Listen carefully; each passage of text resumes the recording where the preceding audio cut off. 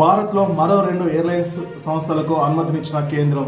దేశంలో మరో 2 విమానయాన సంస్థలకు పౌర విమానయాన శాఖ అనుమతిని ఇచ్చింది.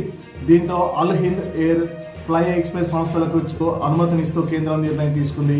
ఈ రెండింటికి మంత్రిత్వ శాఖ ఎన్ఓసి నో అబ్జెక్షన్ సర్టిఫికేట్లు లభించాయి. ఉత్తరప్రదేశ్కి చెందిన మరో సంస్థ శంకర్ ఎయిర్ కూడా ఇప్పటికీ ఎన్ఓసి ఇచ్చింది. దాంతో అది 2026లో దాని యొక్క సర్వీస్ సేవలను కార్యకలాపాలను ప్రారంభించినట్టు తెలుస్తుంది. కొన్ని వారాల క్రితం దేశీయ విమాన రంగంలో ఒక కుదుపు కుదిపినట్టు తెలిసిందే. అదే ఇండిగో ఎయిర్లైన్స్ సంస్థ.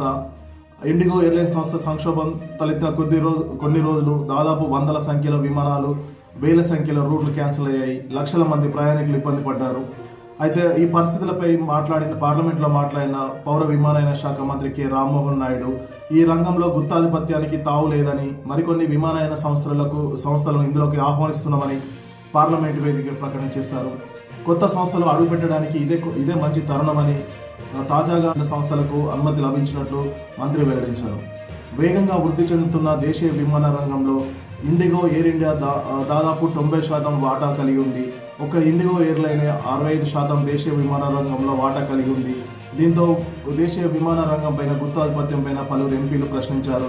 దీనిలో భాగంగానే పౌర విమానయాన శాఖ మంత్రి రామ్మోహన్ నాయుడు ఇది పౌర విమానయానంలో గుత్తాధిపత్యానికి తావు లేదనేసి మరికొన్ని సంస్థలను ఆహ్వానించడంతో పాటు వాటికి ఎన్ఓసి కూడా ఇచ్చినట్టు తెలుస్తుంది. ఇదివరకే ఉత్తరప్రదేశ్ చెందిన శంక్ ఎయిర్వేస్కి ఎన్ఓసి అనుమతి లభించింది. దాని కార్యకలాపాలు 2026లో ప్రారంభమవుతాయి.